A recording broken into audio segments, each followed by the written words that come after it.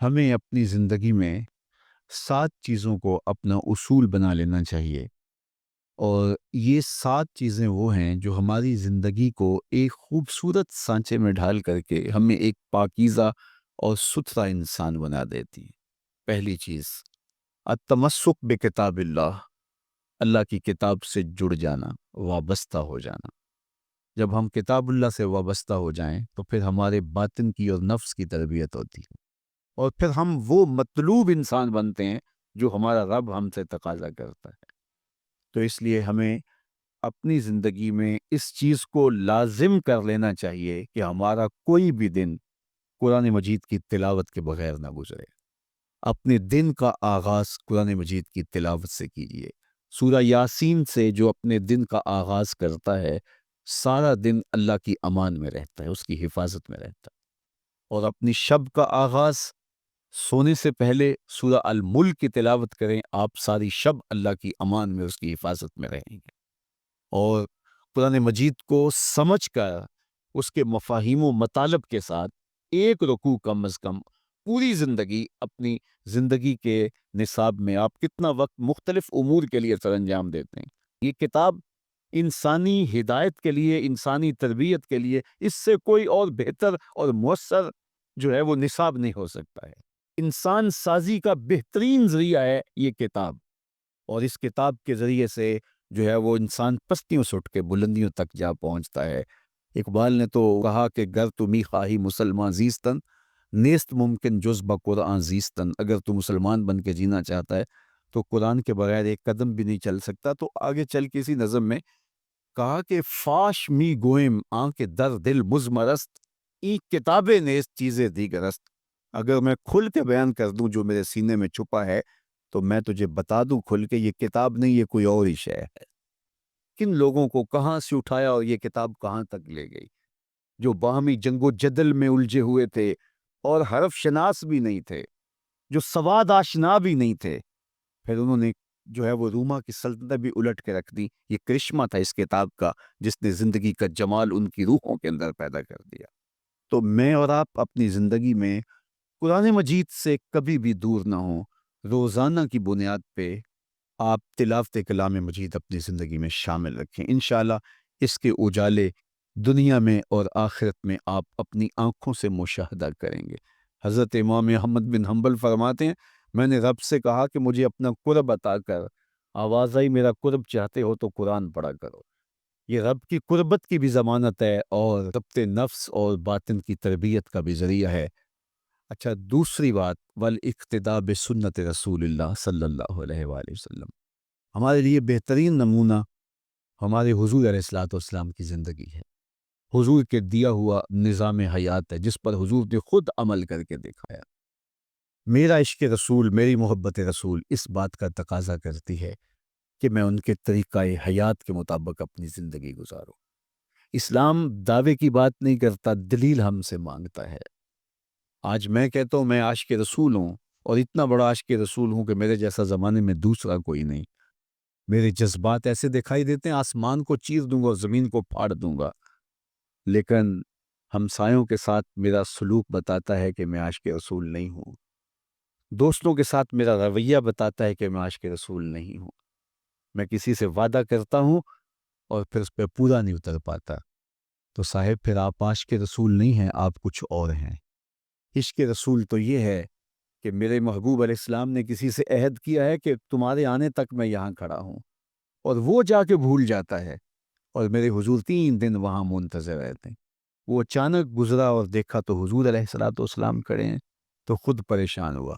صرف اتنی بات اسے کہی، صاحب تو نے مجھے مشکل میں ڈال دیا، تو نے مجھے مشقت میں ڈال دیا۔ عہد کیا ہے تو پھر اس کی پاسداری نبھا کے دکھائی۔ اللہ اکبر! میں اگر حضور سے محبت کرنے والا ہوں تو میرا رویہ بتائے کہ میں عاشق رسول ہوں۔ میری زبان پہ جھوٹ نہیں بول سکتی۔ آپ سے پوچھا گیا کہ مومن بزدلی کر سکتا ہے؟ کہا نہیں، بہادر ہوتا ہے، لیکن ہو سکتا ہے کبھی اس سے بزدلی سرزد بھی ہو جائے۔ پھر پوچھا گیا کہ مومن بخیل ہو سکتا ہے؟ کہا نہیں، سخی ہوتا ہے، لیکن ہو سکتا ہے کبھی اس سے بخل بھی سرزد ہو جائے۔ پھر تیسرا سوال حضور سے کیا گیا، مومن جھوٹا ہو سکتا ہے؟ فرمایا جھوٹا نہیں ہو سکتا، یہ پکی بات ہے، کہ مومن جھوٹ نہیں بول سکتا۔ میں اور آپ اپنے رویوں میں دیکھیں کہ ہم کھڑے کہاں ہیں۔ آج ہم ان جگہوں پہ بھی جھوٹ بولتے ہیں جہاں جھوٹ بولنا ہماری مجبوری بھی نہیں ہوتی، چونکہ یہ ہماری فطرت ثانیہ اور عادت بن چکا ہے، اور ہم اس کو برا ہی نہیں سمجھتے۔ جبکہ جھوٹ جب کوئی شخص بولتا ہے، حدیث سے پاک میں آتا ہے اس کے منہ سے بدبو نکلتی ہے، رحمت کے فرشتے 1 میل دور ہٹ جاتے ہیں اس سے۔ اور سویر سے شام تک جب ہمارے معمولات یہ ہوں تو پھر ہم کہاں کھڑے ہیں اور رحمت کے فرشتے کہاں کھڑے ہیں؟ تو حضور علیہ الصلوۃ والسلام کی سنت کا اتباع حضور کی محبت کی دلیل ہوگی۔ امام قرطبی نے لکھا ہے، اللہ کی محبت کا کوئی دعویٰ کرے تو کیا دلیل ہوگی کہ یہ واقعی محب الہی ہے؟ تو کہا اللہ سے محبت کا دعویٰ کرنے والے کے لیے دلیل یہ ہے کہ وہ قرآن سے پیار کرے۔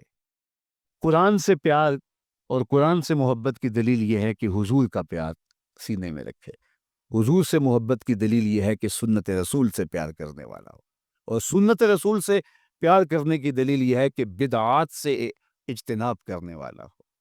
ہر وہ طریقہ جو میرے حضور نے نہیں دیا اس کو اختیار نہ کرے، اس طریقے کو اختیار کرے جو حضور علیہ الصلوۃ والسلام کا عطا کرتا ہے۔ تیسری بات، عقل الحلال۔ یہ وہ بنیادی اصول ہے جو ہماری زندگیوں میں اتر جانے چاہیے، اور ہم ایک صالح اور خوبصورت انسان بن کے اس معاشرے کا حصہ بن سکتے ہیں۔ عقل حلال زندگی میں شامل ہو تو زندگی کو جمال نصیب ہوتا ہے، اور باطن اور ظاہر کو طمانینت نصیب ہوتی ہے۔ اگر رزق پاک نہیں ہے تو آپ کعبے بھی جائیں تو وہاں بھی آپ محروم پلٹیں گے۔ میرے حضور علیہ الصلوۃ والسلام نے فرمایا، ایک بندہ لمبا سفر کر کے گیا، اشعث اغبر کے لفظ ہیں، اس کے بال بکھرے ہوئے ہیں، سفر کی گرد پڑی ہوئی ہے، اور لباس بھی پھٹا ہوا ہے، شکستہ حالت، پرا گندہ صورت، اور کھڑا ہے کعبۃ اللہ کے سامنے، یمد یدیہ، دونوں ہاتھ لمبے کر کر کے دعا مانگ رہا ہے، اور کیا کہتا ہے؟ اے اللہ، اے اللہ، وَمَطْعَمُهُ حَرَامٌ وَمَشْرَبُهُ حَرَامٌ وَمَلْبَسُهُ حَرَامٌ وَغُذِّيَ بِالْحَرَام۔ فرما اس کا کھانا حرام کا ہے، اس کا پینا حرام کا ہے، اس نے جو لباس پہنا وہ حرام کا ہے۔ میرے حضور فرماتے ہیں، بتاؤ اس کی دعا کیسے قبول ہوگی؟ اب لمبا سفر کاٹ کے حرم کعبہ میں پہنچے، غلاف کو پکڑ پکڑ کے دعائیں کر رہا ہے، لمبے لمبے ہاتھ کر کے دعائیں مانگ رہا ہے، ملتزم سے لپٹا ہوا ہے، حتیم میں سجدہ ریز ہو کے رو رو کے دعائیں مانگ رہا ہے، لیکن دعا قبول نہیں ہوتی۔ کیوں؟ اس لیے کہ اس کے پیٹ میں لقمہ حرام کا ہے، اس کے بدن پہ لباس حرام کا ہے۔ تو اسلام نے جتنا زور حلال کمانے، حلال کھانے اور حلال اختیار کرنے پر دیا ہے، تو ایک مومن اگر اسلام کے مبادیات سے بھی آگاہ ہو تو اس کی تو زندگی کے اندر جو ہے وہ حرام گھس ہی نہیں سکتا ہے، بلکہ وہ مشکوک سے بھی اجتناب کرے۔ چوتھی چیز، کف الاذی۔ اپنے آپ کو ایسا بناؤ کہ تمہارے وجود سے کسی کو ضرر اور تکلیف نہ پہنچے۔ ہمارا اسلام تو ہمیں یہ بتاتا ہے کہ تم پیاز یا لہسن کھا کے مسجد میں نہ جاؤ کہ تمہارے منہ سے جو سمیل آتی ہے اس سے کسی کو تکلیف نہ پہنچے۔ تو یہ اسلام کی دی ہوئی تعلیمات ہیں کہ مسجد میں بھی جانا ہے تو اپنے آپ کو دیکھو کہ تمہاری حالت کیا ہے، تمہاری وجہ سے کسی کو تکلیف نہ پہنچے، تمہارے رویے اتنے خوبصورت ہوں، تمہارے ہمسائے بتائیں کہ یہ واقعی مسلمان ہے۔ مسلمان کی تعریف کی گئی، المسلم من سلم المسلمون من لسانہ و یدہ۔ مسلمان کون ہے؟ جس کے ہاتھ سے، جس کی زبان سے دوسرا مسلمان بھائی محفوظ ہے، تو وہ مسلمان ہے۔ اللہ اکبر۔ ہم یہ جو کہتے ہیں السلام علیکم، اس کو کہتے ہیں تحیت المسلم، مسلمان کا تحیت۔ تو اس میں اس کے معنی پہ غور کریں تو ہم اس کو ضمانت دے رہے ہوتے ہیں، السلام علیکم، تیرے اوپر سلامتی ہو۔ تو ہم اپنی جانب سے ضمانت دیتے ہیں، میرے بھائی میری طرف سے تیری عزت، تیری جان، تیری آبرو سلامت ہے، اب میری جانب سے تو پریشان نہیں ہونا، میں تجھے سلامتی کی ضمانت دیتا ہوں۔ اور وہ آگے سے کیا کہتا ہے؟ وعلیکم السلام، میرے بھائی پھر میری جانب سے بھی تیرا سب کچھ محفوظ ہے۔ اگر سلام کا مفہوم اچھی طرح ہماری روحوں میں اتر جائے تو پھر ایسا ہو نہیں سکتا کہ ہم جس کو السلام علیکم کہہ دیں پھر اس سے ہم دھوکہ کریں، یا اس کی آبرو پہ حملہ آور ہوں، یا اس کے مال پہ حملہ آور ہوں جب السلام علیکم کہہ دیا۔ کیونکہ جو ہمیں لفظ بولنے کے لیے کہا گئے ہیں اس کے پیچھے فلسفہ ہے لفظوں کا۔ یہ پھول ہیں، ان کو دیکھ کر سبحان اللہ کہنے کا کہا گیا ہے، پہاڑوں کو دیکھ کے اللہ اکبر کہنے کا کہا گیا ہے۔ پہاڑوں کو دیکھ کے سبحان اللہ کہہ دیں اور پھولوں کو دیکھ کے اللہ اکبر کہہ دیں، ایسا کیوں نہیں کہہ دیتے؟ لیکن نہیں، اس لیے کہ جب پہاڑوں کو دیکھتے ہیں تو دل میں ان کی ہیبت پیدا ہوتی ہے. اتنے بڑے پہاڑ سمندر کو دیکھتے ہیں تو اس کی ہیبت پیدا ہوتی ہے. اتنا بڑا سمندر تا حد نظر پھیلا ہوا، تو جب اس کی بڑائی پیدا ہونے لگتی ہے تو فوراً پلٹایا گیا اللہ کی بڑائی کی طرف اور کہا بول اللہ اکبر، یہ نہیں میرا اللہ بڑا ہے. اور پھول کو جب دیکھا تو اس کی لطافت کی طرف الجھنے لگے. کتنا خوبصورت ہے، درزوں میں کیسے خوشبو بسی ہوئی ہے، کیسے رنگ ہیں، کیسے جمال ہیں. اللہ اکبر. وہ کیا کسی نے کہا تھا نا کہ درزوں کی لطافت میں خوشبو نے اماں پائی، گل چیرنے والے نے کس شان سے چیرا ہے. تو کیا کمال ہے یار، کیا پتیاں ہیں، کیا رنگ ہے، کیا خوبصورتی ہے، کیا لطافت ہے. الجھنے لگے. کہا بول سبحان اللہ، یہ کیا ہے، جس نے رنگ بھرے ہیں وہ پاک ہے. تو تیرا دل الجھ نہ جائے تو جو ہم بولتے ہیں لفظ جہاں بھی بولتے ہیں اس کے پیچھے ایک فلسفہ ہوتا ہے. السلام علیکم یہ تحیت المسلم ہے. جب ہم کسی کو کہتے ہیں السلام علیکم تو اس کو ہم نے ضمانت دے دی، بس بات ختم. اب جو ہے وہ میری جانب سے تو محفوظ ہے. لیکن ہم سلام بھی لے رہے ہوں گے اور ہاتھ بھی کاٹ رہے ہوں گے اور اس کی جیب بھی کاٹ رہے ہوں گے، پھر سلام نہیں لیا، ہم نے منافقت کی ہے. تو کف الاذی چوتھی چیز. اور پانچویں چیز اجتناب المعاصی، گناہوں سے اپنے آپ کو بچا کے رکھنا. نیکی کرنا بہت اہم ہے، لیکن نیکی کرنے سے زیادہ اہم اپنے آپ کو گناہوں سے بچانا ہے. چونکہ شر کی قوتیں ہمارے ساتھ جڑی ہوئی ہیں، اس لیے اپنے آپ کی حفاظت جب ہم کریں گے تو ہم ایک اچھی صورت میں آگے بڑھیں گے. اور چھٹی چیز وہ ہے التوبہ. توبہ تسلسل کے ساتھ کرتے رہیے. یہ تصور کہ بڑھاپے میں توبہ کریں گے، یہ تصور کہاں سے آیا؟ یا ہمارے ہاں آج کل یہ کلچر پیدا ہوا ہے کہ لیلۃ القدر یا شبرات کے دن سارے جڑ کے توبہ کرنے بیٹھ جاتے ہیں اور پورا سال اپنی مرضی کی زندگی گزارتے ہیں. ایسا نہیں ہے. میرے حضور کے دامن پہ ایک بھی گناہ کا دھبا نہیں تھا. ہم نبیوں کی عصمت کے قائل ہیں، کسی نبی پر کوئی گناہ کا دھبا نہیں ہوتا. اگر اس امکان کو بھی تسلیم کر لیا جائے تو ساری شریعت مشکوک ہو جاتی ہے. لیکن اس کے باوجود حضور فرمایا میں دن میں اللہ سے 100 بار توبہ کرتا ہوں، ایک دن میں 100 مرتبہ توبہ کرتا ہوں. میں اور آپ دیکھیں کہ ہم کیا اس معمول کو اپنی زندگی میں شامل کیے ہوئے ہیں. جب انسان توبہ کرتا ہے، جب غسل کر لیتا نا ایک دفعہ، تو پھر وہ بچ بچ کے چلتا ہے کہ کوئی گرد دوبارہ پڑ نہ جائے. اور جب وہ لتھڑا ہوا ہو تو پھر اس کو پرواہ بھی نہیں ہوتی. اس لیے ہمیں بار بار غسل کرنے کی، بار بار توبہ کرنے کی تلقین کی گئی ہے تاکہ ہم پھر نئے گناہوں سے بچتے رہیں گے. تو اپنی زندگی میں توبہ کا تسلسل کیجئے، شام سویرے صبح بار بار اللہ سے توبہ کی اور رجوع کیجئے. اور آخری چیز ادا الحقوق، حقوق کا ادا کرنا. ہمارے ذمے جو حقوق عائد ہوتے ہیں وہ ہمارے والدین کے ہیں، وہ ہمارے بہن بھائیوں کے ہیں، وہ ہمارے دوستوں کے ہیں، ہمسایوں کے ہیں، ہمارے اساتذہ کے ہیں، کلاس فیلوز کے ہیں. وہ حقوق حتیٰ کہ جانوروں کی کیوں نہ ہوں تو ان حقوق کو ہم ادا کرنے والے دستبردار نہیں ہو سکتے ہم ان حقوق سے. یہ مومن کی زندگی ہے، یہ ہمارا نظم حیات ہے، یہ اسلام کا دیا ہوا منشور ہے. یہ طریقہ زندگی ہے کہ ہم ایک ایک کے حق کو ادا کرتے ہوئے اپنی زندگی کو بسر کریں. بالخصوص میں طلباء سے مخاطب ہوں کہ یہ عمر تربیتی اعتبار سے سب سے اہم عمر ہے. سیدنا علی المرتضیٰ رضی اللہ تعالیٰ عنہ فرماتے ہیں کہ 15 سال سے لے کر کے 20 سال تک کی عمر میں انسان کے نظریات پختہ ہوتے ہیں اور اس کی عادتیں جمتی ہیں. یہ دوسرے کہتے ہیں 13 سے 19 سال تک کی عمر، وہ کہتے ہیں یہ بڑی اہمیت کی حامل ہے. تو 13 سے 19 سال یا 15 سے 20 سال تک کی عمر، بعض کا تو ہوتا ہے کہ ابھی بچے ہیں، ماں باپ بھی سستی کرتے ہیں کہ ان کو تہجد کا عادی اب کیوں بنائیں، ابھی تو یہ بچے ہیں، ان کو ان چیزوں سے، چھوٹی چھوٹی چیزوں کا عادی اب کیوں بنائیں، جب بڑے ہوں گے، سمجھدار ہوں گے، ذمہ داریوں کا بوجھ آئے گا، سب کچھ کر لیں گے. تو پھر اس وقت کرنا مشکل ہوتا ہے، پھر کر نہیں پاتا بندہ. تو جو سیکھنا ہے، جو عادتیں پختہ کرنی ہے وہ اسی زندگی میں ہوتی. تو یہ آپ کا ایک موقع ہے، آپ کو ایک ماحول فراہم ہوا ہے. آپ کے ہمسائے آپ کے کلاس فیلوز ہیں جو آپ کے ساتھ کمرے میں رہ رہے ہیں. ہمسائیگی کے حقوق ادا کرنے کا جو انداز ہے وہ یہاں ہی سیکھیے اور اپنے اندر اس کو متحقق کیجیے اور پختہ کیجیے. اسی طرح اپنے گفتگو کے لہجوں میں شائستگی، اپنے انداز کے اندر خوبصورتی اور اپنے رویوں کے اندر جمال پیدا کرنے کی کوشش کریں.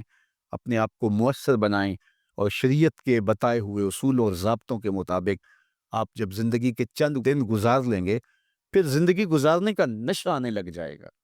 کیونکہ جب ہم اپنی خواہش کی زندگی گزارتے ہیں تو پھر ہم خود بے چین اور مضطرب ہوتے ہیں، اس لیے کہ ہمیں اس طرح زندگی گزارنی چاہیے جس طرح ہمارے رب نے ہمیں بتایا ہے.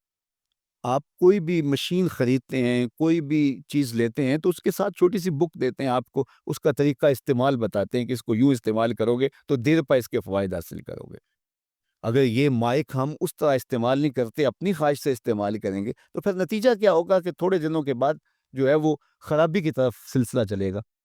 اس طرح یہ وجود جس پاکیزہ ذات نے بنایا ہے، اس نے ہمیں بتایا ہے کہ اس کو استعمال کیسے کرنا ہے اور اس زندگی کو کیسے گزارنا ہے. اور پھر انسان کو ایک ماڈل اور نمونہ بھی چاہیے، تو کہا نمونہ دیکھنا ہے تو محمد عربی کی ذات دیکھ لو. ادھر دیکھتے جاؤ اور زندگی گزارتے جاؤ، دیکھنا تمہاری زندگی کتنی خوبصورت اور کتنی پروقار گزرتی ہے. اللہ آپ کو دنیا آخرت کی برکتیں دے، اپنی پناہوں اور اپنی امان اور اپنی حفاظتوں کا حصار دے، اور آنے والا کل اللہ بہتر فرمائے، میرے وطن کی خیر کرے، میرے ملک کو امن کے اجالے دے، یہاں دہشت گردی کے سلگتے الاؤ ٹھنڈے کر کے امن کی بہاریں پیدا کر دے. کی محمد سے وفا تو نے تو ہم تیرے ہیں، یہ جہاں چیز ہے کیا لوہو قلم تیرے ہیں. وآخر دعوانا ان الحمدللہ. قیامت بہرحال قائم ہوگی، اور اللہ تعالیٰ قرآن مجید میں ارشاد فرماتا ہے اذا زلزلت الارض زلزالها واخرجت الارض اثقالها وقال الانسان ما لها یومئذ تحدث اخبارها. جب زمین تھر تھر کانپنے لگے گی تو پھر حال یہ ہوگا کہ انسان پکار اٹھے گا کہ اس کو کیا ہو گیا، اور اس دن زمین ہر خبر بتا دے گی. آج زمین کے جس جس گوشے اور ٹکڑے پہ بندہ داد عیش دیتا رہا ہے، گناہ کرتا رہا ہے، دروازے بند کر کے لوگوں کی نگاہوں سے چھپتا رہا ہے، لیکن قیامت کے دن زمین سلطانی گواہ بن جائے گی، اور جو جو کہا ہر شے سامنے آ جائے گی. اسی طرح جو نیکی جہاں بھی کی ہے وہ بھی قیامت کے دن سامنے آ جائے گی. قیامت قائم ہونے سے قبل کچھ نشانیاں ظاہر ہوں گی جو حضور علیہ السلام نے بیان فرمائی. قیامت کب قائم ہوگی اس کے وقت کا تعین نہیں فرمائے، بلکہ جب بھی آئے گی اچانک آئے گی. لیکن اتنا بتایا کہ دن جمعۃ المبارک کا ہوگا اور عاشورے کا دن ہوگا، 10 محرم الحرام کی تاریخ ہوگی، اور شام کے میدان میں میدان محشر لگے گا. اسرائیل علیہ السلام سور پھونکیں گے اور اس کی آواز سے پہلے تو خوف پیدا ہوگا، پھر خوف بڑھتا جائے گا اور آواز بھی تیز ہوتی جائے گی. اس کی تیزی اور ہولناکی ایسی ہوگی کہ کانوں کے پردے پھٹنے لگیں گے. پھر اس کے بعد جو ہے وہ ہر شے اڑنے لگے گی.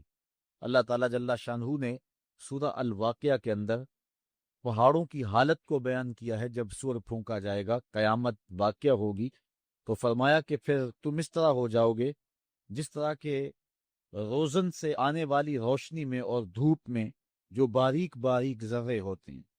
کبھی آپ نے دیکھا ہو اندھیرے کمرے میں کسی جانب سے تھوڑا سا سوراخ اور اندر دھوپ آ رہی ہو، تو آپ ایک گوشے اور زاویے میں کھڑے ہو کے دیکھیں تو اس میں چھوٹے چھوٹے اڑتے ہوئے ذرات دکھائی دیتے. ان کو اگر آپ ہاتھ میں پکڑے مٹھی کھولے تو کچھ نہیں ہوں گے، ہوتے تو ہیں لیکن باریک اتنے ہیں کہ وہ نظر نہیں آتے. تو ان کو عربی میں ہوا کہتے ہیں. اللہ تعالیٰ ارشاد فرماتا ہے یہ بڑے بڑے پہاڑ، یہ کیٹو، یہ ماؤنٹ ایورسٹ، یہ جو ہے وہ بڑے بڑے عالی نصب پہاڑ اس طرح ریزے ریزے اور ٹکڑے ٹکڑے ہو جائیں گے جس طرح روزن کی روشنی کے اندر چھوٹے چھوٹے باریک اور مہین ذرے ہوتے ہیں جن کو تم تھامو پکڑو تو تمہارے ہاتھ میں تمہیں دکھائی نہیں دیتے، صرف دھوپ میں دیکھتے ہو. تو اس طرح یہ پہاڑ اتنے باریک حصوں میں بٹ جائیں گے، وہ اتنا زوردار جھٹکا ہوگا، اور انسانوں کو وہ جھٹکا زمین سے کھینچ کے باہر لے آئے گا. جتنے بھی قبروں میں گڑے ہوئے مردے ہوں گے، جب وہ جھٹکا آئے گا جس کو اللہ تعالیٰ نے ارشاد فرمایا اذا زلزلت الارض زلزالها واخرجت الارض اثقالها، زمین سارے بوجھ اگل دے گی، حتیٰ کہ درخت جڑوں سمیت باہر آ جائیں گے، پہاڑ اپنی تمام تر قوتوں سمیت جڑوں سمیت باہر آ جائیں گے، اور جتنے بھی زمین کے اندر دفینے اور خزانے ہیں سب باہر آ جائیں گے. قبروں میں گڑے ہوئے مردے بھی باہر آ جائیں گے، پھر اس کے بعد ٹوٹ پھوٹ کا شکار ہوں گے، پوری کائنات موت کی آغوش میں چلی جائے گی۔ یہ قیامت کا دن بہرحال قائم ہوگا۔ کافر کہتے تھے کہ جس قیامت سے ہمیں ڈراتے ہو وہ لاؤ کہاں ہے؟ تو ان کے مطالبے پہ فوراً قیامت قائم تو نہیں کی جا سکتی تھی۔ اللہ تعالیٰ جل شانہ نے فرمایا محبوب ان کو کہو تم بھی انتظار کرو، میں بھی انتظار کرتا ہوں، اور جس دن کا وعدہ دیا ہے وہ تم دیکھ لو گے۔ اور سورہ الواقعہ میں ارشاد فرمایا اذا وقعت الواقعہ لیس لوقعتها کاذبہ، جس دن وہ قائم ہوگی تو پھر کوئی انکار نہیں کرے گا۔ آج موت کا انکار کوئی نہیں کرتا، کسی دھرم میں، کسی مذہب میں، کسی عقیدے میں، کسی فرقے میں، کسی گروہ میں، کسی طبقہ زندگی میں آپ موت کا انکار نہیں پاتے۔ موت ہے ہنگامہ آرا کل زمیں خاموش میں، ڈوب جاتے ہیں سفینے موج کی آغوش میں۔ لیکن آج موت کا انکار نہیں ہوتا، قیامت کا انکار کرنے والے لوگ بہت سارے ہیں جو کہتے ہیں یہ دنیا ہی سب کچھ ہے۔ آج کل تو بہت سارے مسلمانوں کا انداز بھی یہ ہو گیا ہوا ہے کہ وہ قولن تو نہیں لیکن جو عملی زندگی ہے وہ اسی بات کی گواہی دے رہی ہے جس طرح سب کچھ یہی دنیا ہو اور آخرت کوئی نہیں ہے۔ رویہ، انداز، طرز زندگی اور انداز معاشرت اسی کی طرف اشارہ دے رہے ہیں اور اسی بات کی چغلی کھا رہے ہیں کہ بس یہی دنیا ہے، بابر بیش کوش کے عالم دوبارہ نیست۔ بابر نے کہا تھا کہ جو ہے وہ عیش کر لے، زندگی سے لطف اٹھا لے، دوبارہ زندگی نہیں ہے۔ اور آج یہ بات بھی کہی جاتی ہے یہ جہاں مٹھا اگلا کس نے ڈٹھا، اور یہ سارے قیامت کے انکار کی صورتیں ہیں۔ لیکن آج اگر کوئی مانتا یا نہیں مانتا، لیکن ایک وقت آئے گا پھر کوئی بھی انکار نہیں کر سکے گا۔ آج جو قیامت کے قیام پذیر ہونے کی تدہیق کرتا ہے اور دلائل دیتا ہے کہ یہ دن قائم نہیں ہوگا، قیامت کے دن وہ بھی انکار نہیں کر سکے گا، اس لیے کہ آنکھوں کے سامنے سب کچھ ہو جائے گا، جس طرح آج موت کا انکار نہیں ہوتا۔ تو ارشاد فرمایا جب وہ واقعہ پذیر ہو جائے گی پھر کوئی بھی اس کو جھٹلانے والا نہیں ہوگا۔ لیکن قیامت سے قبل کچھ واقعات ہوں گے جس سے لوگوں کو آگاہ کیا جائے گا کہ وہ قیامت کے آنے سے قبل اپنے اعمال سے توبہ کر لیں۔ آج تو توبہ کا دروازہ کھلا ہے، لیکن قرب قیامت میں سورج مغرب سے دوبارہ طلوع ہو جائے، جو ہی غروب ہوگا، غروب ہونے کے بعد دوبارہ طلوع ہو کے عصر کے وقت پہ آ جائے گا اور پھر اس کے بعد دوبارہ غروب ہو جائے گا۔ تو یہ قیامت سے 40 سال پہلے ہوگا، اس کے بعد توبہ کا دروازہ بند کر دیا جائے گا۔ اگر کوئی توبہ کرے گا بھی تو قبول نہیں ہو۔ آج ہمیں موقع دیا گیا ہے کہ مرنے سے 1 سال پہلے بھی توبہ کر لیں، 1 مہینہ پہلے بھی توبہ کر لیں، موت سے 1 دن پہلے بھی توبہ کر لیں، 1 گھنٹہ پہلے بھی توبہ کر لیں، 1 لمحہ پہلے بھی توبہ کر لیں۔ اللہ تعالیٰ یہ نہیں دیکھتا کہ اس کی ساری زندگی گناہوں میں گزری ہے، وہ دیکھتا ہے میرا بندہ آخر میری چوکھٹ پہ آ گیا، وہ پچھلے سارے گناہ معاف فرما دے۔ بلکہ حضور علیہ السلام نے صحابہ کو ایک مثال سے سمجھایا کہ ایک آدمی جنگل میں سفر کر رہا تھا اور اونٹ کے اوپر اس کا سامان بھی تھا، اس کی ضروریات زندگی بھی تھی، اس کا توشہ بھی تھا، کھانا پینا بھی تھا، خود بھی سوار تھا۔ چلتے چلتے جنگل میں کسی درخت کے ساتھ اپنا اونٹ باندھ کر کے وہ دوپہر کاٹنے کے لیے، سستانے کے لیے وہاں کچھ دیر کے لیے رکا۔ نیند آئی، تھوڑی دیر کے بعد جب آنکھ کھلی تو کیا منظر دیکھتا ہے کہ اونٹ نہیں ہے، اس کے اوپر ہی اس کا سامان ہے، زیادہ سفر ہے۔ اب صحرا میں اونٹ کا کھو جانا گویا زندگی کا کھو جانا ہے۔ اس بات کا ادراک وہ لوگ رکھتے ہیں جنہوں نے صحراؤں کا سفر کیا ہے۔ ہمارے اگر یہاں اس شہری آبادی میں، ہمارے اس ملک میں اگر کوئی شخص جو ہے وہ قافلے سے بچھڑ جائے، پیچھے رہ جائے تو وہ بات اور ہے۔ یہاں انسانی آبادی ہے، اور جنگلوں میں، صحراؤں میں جہاں کئی کئی 100 میل تک کوئی انسانی اور حیوانی آبادی نظر نہیں آتی، تو وہاں سواری کا اور توشہ سفر کا جو ہے وہ ہٹ جانا اور جدا ہو جانا اور گم جانا، یہ سیدھی سیدھی موت ہے۔ اب اس نے دائیں بائیں بھاگ کر کے دیکھا کہ اونٹ کہیں ملے، لیکن اونٹ نہیں ملا، تو وہ دوبارہ آ کے اس درخت کے ساتھ ٹیک لگا کے بیٹھ گیا موت کے انتظار میں کہ اب توشہ سفر بھی گیا، سامان سفر بھی گیا، سواری بھی گئی، اور یہاں کوئی انسانی آبادی بھی نہیں ہے، تو اب موت کا ہی انتظار ہے۔ تو وہ موت کے انتظار میں بیٹھ گیا۔ اچانک اس کو نیند آ گئی، थोड़ी देर के बाद आंख खुली तो इसने क्या मंजर देखा कि ऊंट जो है वो उसके पास खड़ा हुआ है और माँ साजो सामान खड़ा हुआ है। तो फिर उसको इतनी खुशी हुई, ऊंट क्या मिला, जिंदगी मिल गई। उसने कहा, अल्लाहुम्मा अंता अब्दी व आना रब्बुका, ऐ अल्लाह तू मेरा बंदा और मैं तेरा रब। कहना उसने ये था, ऐ अल्लाह मैं तेरा बंदा और तू मेरा रब। लेकिन फरहत व मुसर्रत से, वफूर खुशी से उसकी ज़बान बल खा गई और उसे खुशी में होश ही ना रहा कि मैं क्या कह रहा हूं। वो क्या किसी ने कहा था कि जब भी तेरी कुर्बत के इम्कान नजर आए हम इतने खुश हुए कि परेशान नजर आए। या वो किसी ने कहा था, किसी के आने से ऐसे होश उड़े साकी के, शराब सीख पे डाली और बोतल में कबाब। तो कभी ऐसा भी हो जाता है कि इंसान वफूर मुसरत के अंदर जो कहना होता है उसके बरक्स कोई बात कह देता है। ये उसकी खुशी की इंतहा की कैफियत है। तो उसने कहा, अल्लाहुम्मा अंता अब्दी व अना रब्बुक, ऐ अल्लाह तू मेरा बंदा और जो है वो मैं तेरा रब। ये जोशे मुसरत से ये बात उसके मुंह से निकली। हुजूर ने सहाबा को फरमाया, सहाबा बताओ उस बंदे को कितनी को खुशी हुई है। सहाबा ने अर्ज की, हुजूर बहुत ज्यादा खुशी हुई है। तो हुजूर अलैहिस्सलाम ने फरमाया, जब कोई बंदा तौबा करके मालिक की दहलीज पे पलट आता है अल्लाह ताला इससे भी ज्यादा खुश होता कि ये मेरा बंदा मेरी दहलीज पे आ गया है, ये तौबा के दरवाजे पे आ गया है। तो इसलिए कयामत से कबल कबल तौबा का दरवाजा खुला हुआ है, लेकिन 40 साल कबल तौबा का दरवाजा बंद होगा, सूरज मगरब से तुलू होगा। फिर कोई तौबा करना चाहेगा भी, बल्कि हर कोई तौबा करना चाहेगा, लेकिन फिर तौबा जो है वो कबूल नहीं होगी। इस तरह और बहुत सारे वाकयात क़यामत से कबल जो हैं वो ज़ाहिर होंगे, जिनकी निशानदही हुजूर नबी रहमत सल्लल्लाहु अलैहि वसल्लम ने फरमाई है। हज़रत हुज़ैफ़ा बिन उसैद अंसारी रदी अल्लाह ताला अन्हु फरमाते हैं कि हुजूर तशरीफ लाए और हम किसी अमर में बात कर रहे थे। तो हुजूर अलैहिस्सलाम ने इरशाद फरमाया कि तुम किस चीज़ का तज़किरा कर रहे हो? तो हमने अर्ज़ की, हुजूर हम क़यामत के बारे में ज़िक्र कर रहे हैं।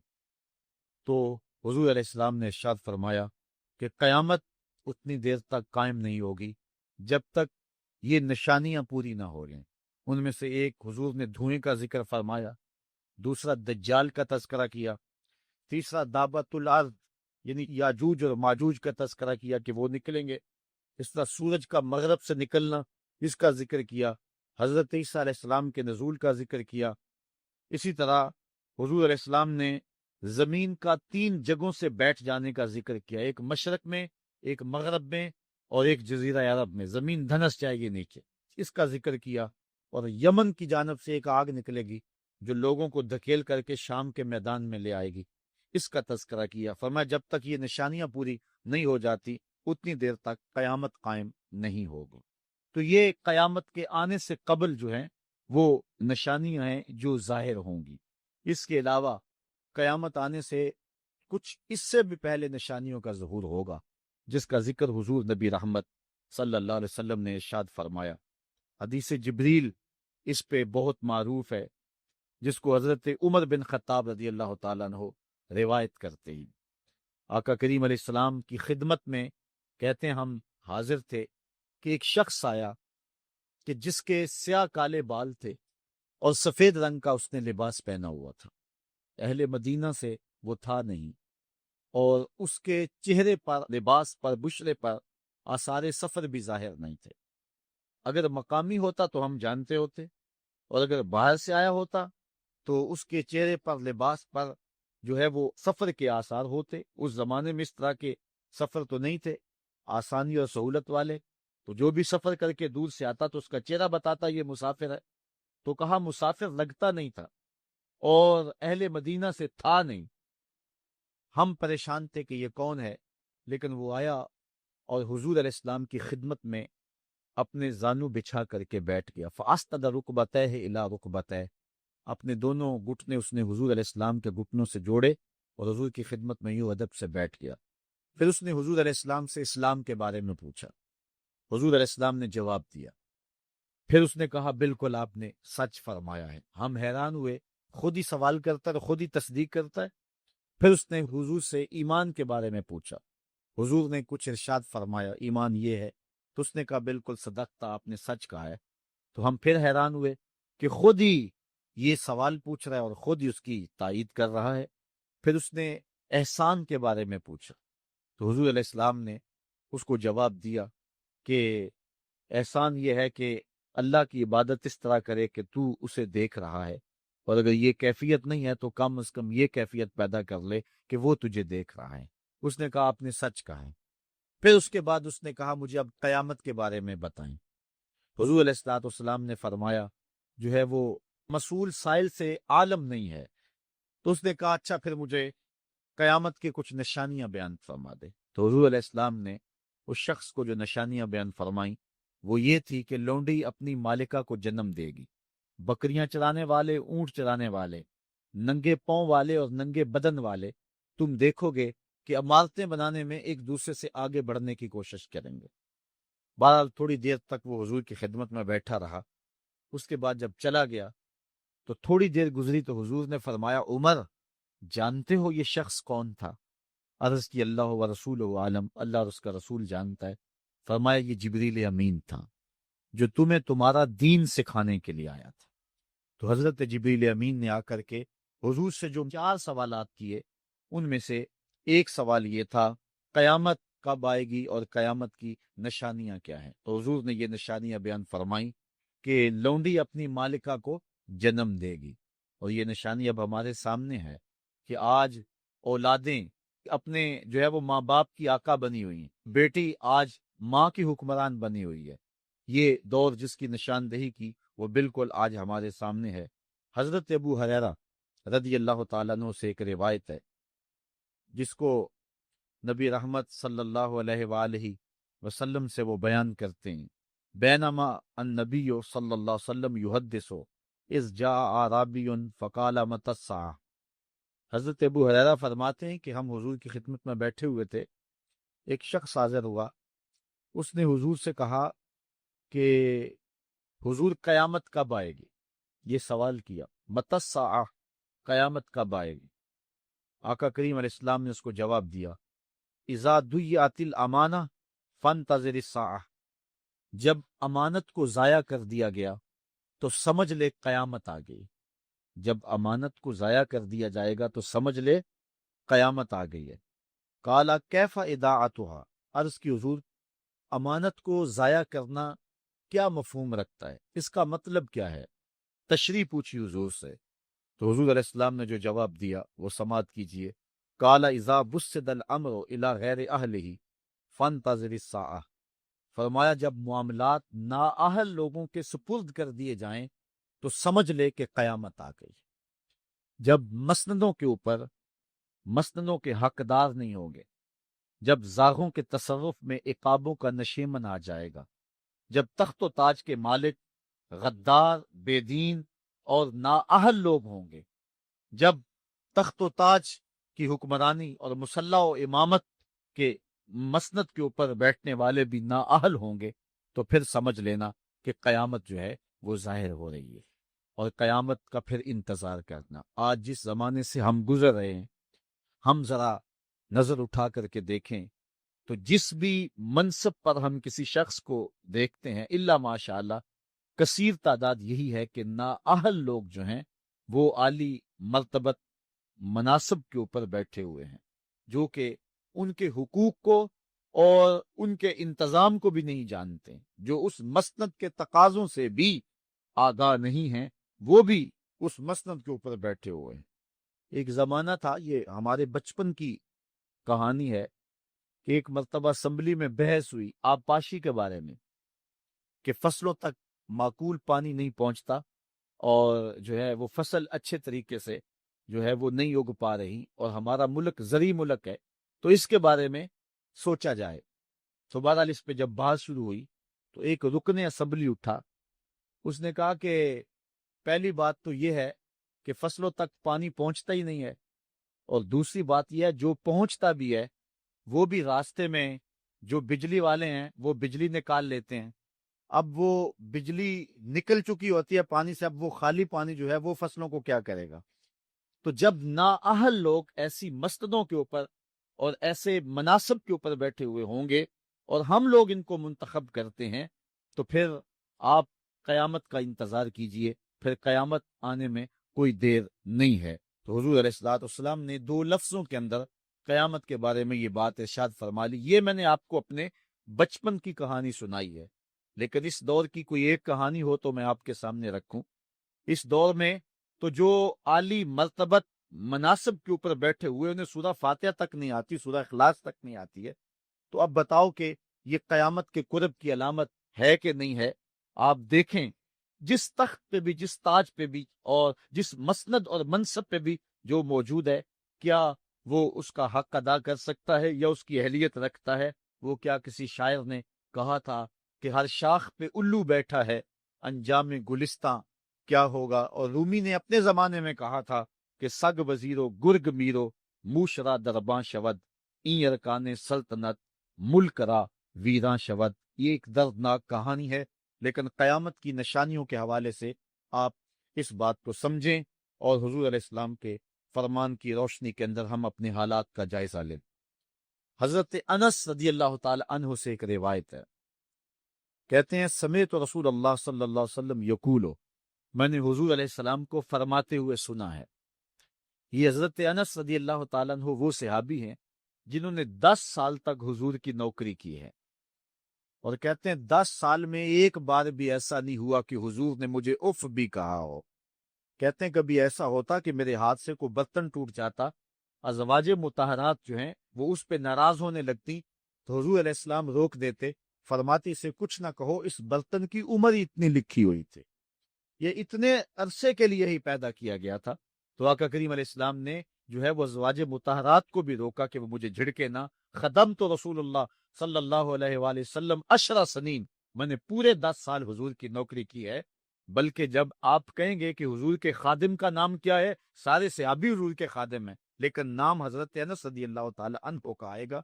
ये हुजूर अलैहिस्सलाम के खादिम खास हैं और हुजूर से बहुत सारी बातें इन्होंने सुनी हैं।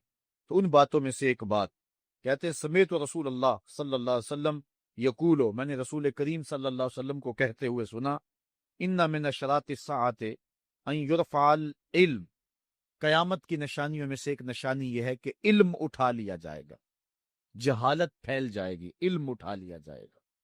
आज लफ्ज ज्यादा हो गए हैं, इंफॉर्मेशन ज्यादा हो गई है, लेकिन जिसको इल्म कहा जाता है, जो मोमिन के सीने का जमाल और नूर है, आज वो उठा लिया गया है। आज लोग कहते हैं जी जितना इल्म आज है उतना इल्म पहले तो नहीं था।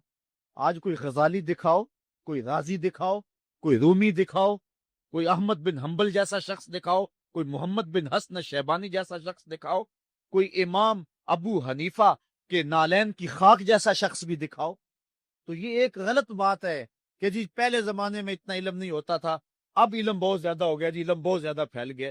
इल्म नहीं फैला है, ये चंद मालूमात हैं, इंफॉर्मेशन का दौर है और खबरें हैं। जो इल्म है, जो कि मोमिन के सीने का जमाल है और बातिन का नूर है, जो जिंदगी की राहों को उजालता है और जमाने को मालिक की दहलीज के करीब करता है और इंसान को इंसानियत सिखाता है, वो इल्म जो है वो उठता चला जा रहा है।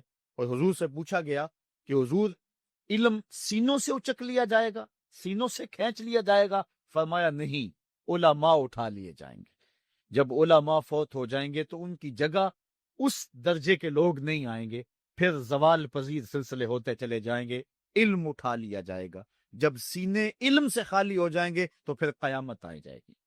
इसलिए हुजूर अलैहिस्सलाम का फरमान है, कायनात की हर शय उलमा की जिंदगी की दुआएं मांगती है, हत्तल ही तान फिल बहर, यहाँ तक के समंदरों और दरियाओं के अंदर मछलियां भी उलमा की जिंदगी की दुआएं मांगती हैं।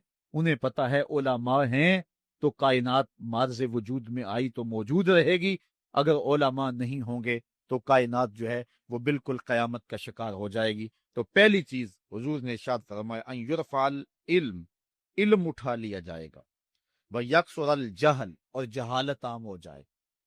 इल्म की जगह जो है वो जहालत आम हो जाएगी। आज उलमा नहीं रहे हैं, आज हम जो है वो इन्हिसार करने लगे हैं चंद टेलीविजन चैनलों पे, और उसका नतीजा क्या है कि मुख्तलिफ चैनल्स के ऊपर बैठे बहुत सारे लोग गुमराही फैला रहे हैं। ये एक अलग दास्तान है, एक अलग कहानी है कि किस तरह से इल्म का गला घूंटा जा रहा है और किस तरह जो है वो लोगों को गुमराह किया जा रहा है। ये जहालत की कसरत है।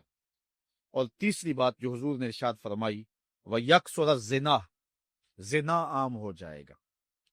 نظر کا زنا یہ تو اس زمانے کے اندر برا رہا ہی نہیں ہے، لوگ اس میں کوئی آر ہی نہیں سمجھتے۔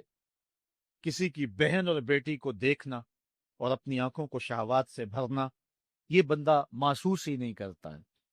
حضور علیہ السلام نے ارشاد فرمایا من زنا زنیا بہی ولو بہی تانے دار ہی، جس نے زنا کیا یہ عمل اس کے گھر بھی لوٹے گا، اگرچہ وہ اپنی دیواریں اونچی اونچی کیوں نہیں کر لیتا۔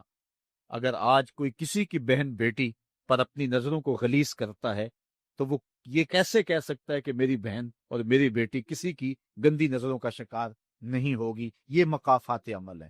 گندم از گندم بروید جو ز جو، از مقافات عمل غافل مشو۔ اس لیے بدکاری پھیل جائے گی، نظر کی بدکاری اور ہر طرح کی بدکاری، اور یہ اتنا برا اور کبھی کام ہے کہ اللہ تعالیٰ جل شانہ نے قرآن مجید میں اسے کھلی بے حیائی قرار دیا ہے۔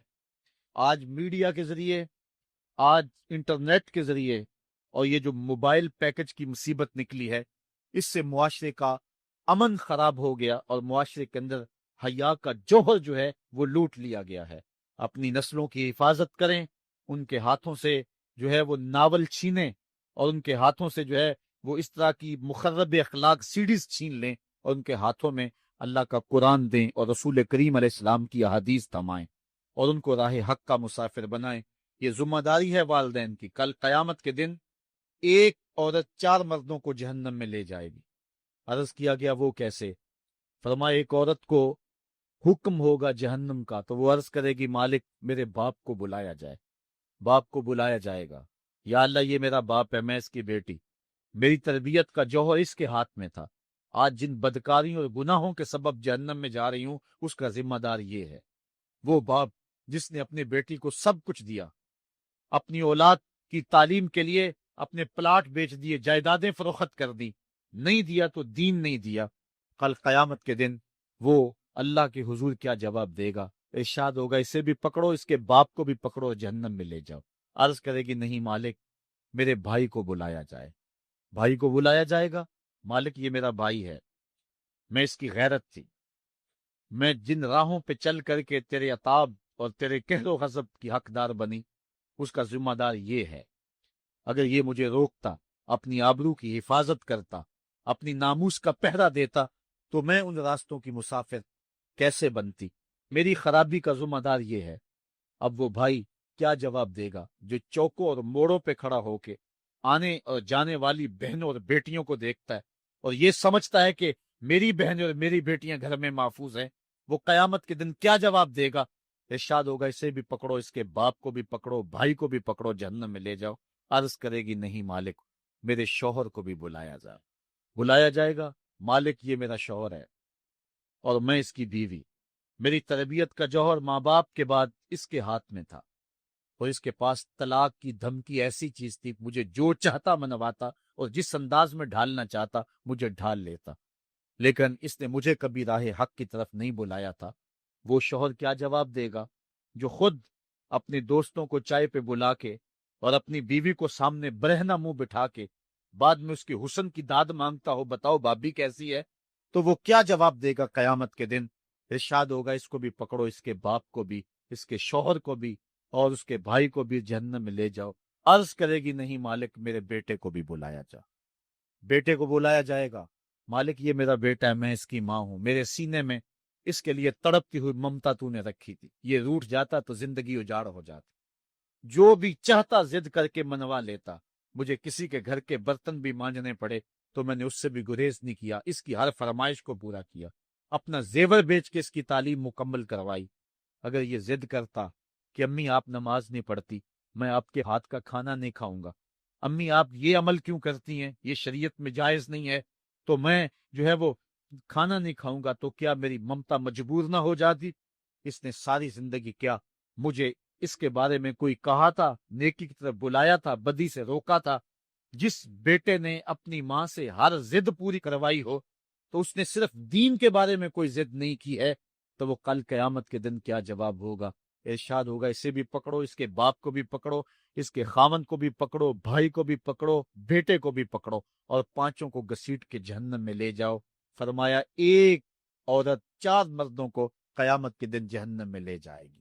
اس لیے میں اور آپ آج دیکھ لیں کہ ہمارا آخرت کا معاملہ کیا ہونے والا ہے، اور ہم نے اس دنیا کے اندر کس طرح اپنی حفاظت کرنی ہے۔ چوتھی چیز جو حضور نے ارشاد فرمائی، وَيَكْثُرَ شُرْبَ الْخَمْرِ، اور شراب پینا عام ہو جائے گا۔ یہ قرب قیامت کی علامت ہے۔ آج ہماری ایلیٹ کلاس میں اور ہمارے آیان حکومت، آیان سلطنت اور سیاستدانوں اور جو ہے وہ عالی نسب خاندان جو شمار کیے جاتے ہیں، ان میں شراب پانی کی طرح سمجھی جاتی ہے۔ اور آج ہمارے ملک کے اندر جو ہے وہ کتنے شراب خانے موجود ہیں، اور کتنے ٹنوں کے حساب سے جو ہے وہ بیرون ملک سے شراب درآمد کی جاتی ہے۔ یہ قرب قیامت کی نشانی ہے کہ شراب عام ہو جائے گی۔ ایک روایت میں آتا ہے شارب الخمر کعابد الوصل، شراب پینے والا بت پوجنے والے کی طرح ہے۔ کتنا سخت فرمایا گیا، اور کل قیامت کے دن سخت رسوا ہوگا جو دنیا کے اوپر شراب پیتا رہا ہوگا۔ اللہ تعالی ہم سب کو محفوظ فرما۔ وَيَكِلَّ الرِّجَالِ وَيَكْثُرُ النِّسَاء، اور ایک نشانی حضور نے یہ ارشاد فرمائی کہ مرد تھوڑے ہو جائیں گے اور عورتیں زیادہ ہو جائیں گی۔ ایک تو عورتوں کی افزائش زیادہ ہوگی، اور دوسری بات مختلف ہنگاموں میں، حادثات میں اور جنگوں میں مرد قتل کر دیے جائیں گے اور عورتیں زیادہ ہو جائیں گی، یہاں تک کہ حضور نے فرمایا حتی یکون ل50 امراتن القیم الواحد، یہاں تک کہ 50 عورتوں کا ایک مرد منتظم ہوگا۔ 50 عورتیں ہوں گی اور کمانے والا صرف ایک مرد ہوگا۔ یہ قرب قیامت کے حالات ہیں جو حضور نے بیان کیے۔ حالات اس طرف بڑھ رہے ہیں، اور ایک وقت وہ آنے والا ہے کہ بالکل جو حضور نے فرمایا وہ چیزیں سامنے آئیں گی۔ حضرت ابو سعید خدری رضی اللہ تعالی عنہ سے ایک روایت سنیے۔ حضور نے ارشاد فرمایا مجھے قسم ہے اس رب کی جس کے قبضے میں میری جان ہے، اتنی دیر تک قیامت نہیں آئے گی، یہ وقت بھی آئے گا کہ جانور انسان سے باتیں کریں گے، انسان ان کی بولی سمجھے گا اور وہ ان سے باتیں کریں گے۔ وَحَتَّى تُكَلِّمَ الرَّجُلَ عَزْبَةُ صَوْتِهِ، اور اس کے کوڑے کی جو رسی ہے، اس کا جو پھندنا ہے، وہ بھی انسان سے باتیں کرے گا۔ وَالشِّرَاكُ نَالِهِ، اور اس کے جوتے کا تسمہ بھی اس سے بات کرے گا۔ يُخْبِرَ فَخِذُهُ بِمَا أَحْدَثَ أَهْلُهُ بَعْدَهُ، اس کا گھٹنا اس کو بتا دے گا اس کے بعد میں اس کے گھر والوں نے جو باتیں کی۔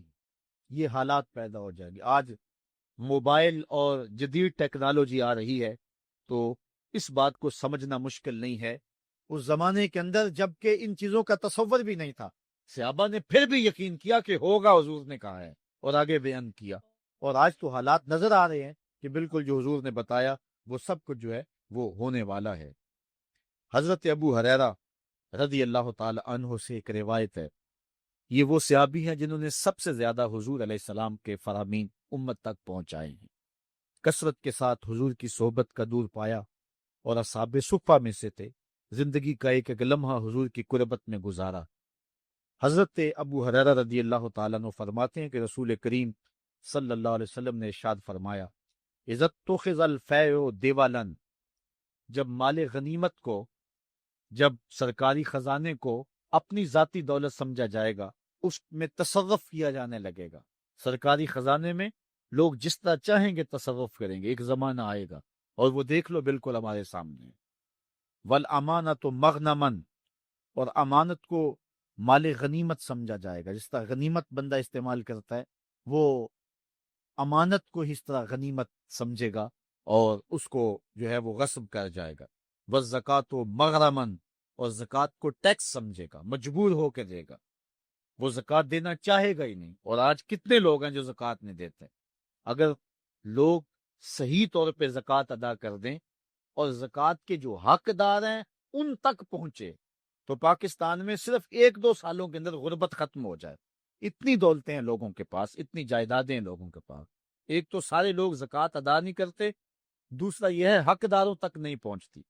پیشہ ور مانگنے والے اور اس موسم کے اندر جو ہے وہ اپنے آپ کو غریب ظاہر کر کے اور مختلف اپنی مجبوریاں ظاہر کر کے مال ہتھیانے والے بہت سارے ہیں، اور زکوٰۃ دینے والا کہتا ہے میں جلدی جلدی فارغ ہو جاؤں، جتنی محنت مال کو کمانے میں صرف کی ہے اتنی ہی محنت حقداروں کو تلاش کرنے کے لیے بھی کرے تاکہ اس کی زکوٰۃ اصل مصارف تک پہنچے۔